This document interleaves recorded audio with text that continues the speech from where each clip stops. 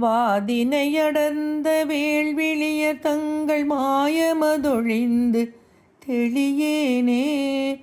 மாமலர்கள் கொண்டு மாலைகள் புனைந்து மாபதமணிந்து பணியேனே.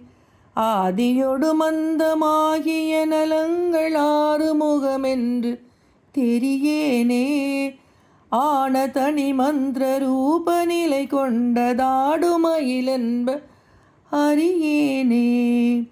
நாதமொடுவிந்து வான உடல் கொண்டு நானிலமலைந்து திரிவேனே.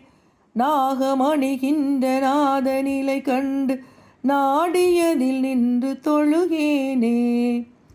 சோதி உணர்கின்ற வாழ்வு சிவமென்ற சோகமது தந்து எனையாழ்வாய்.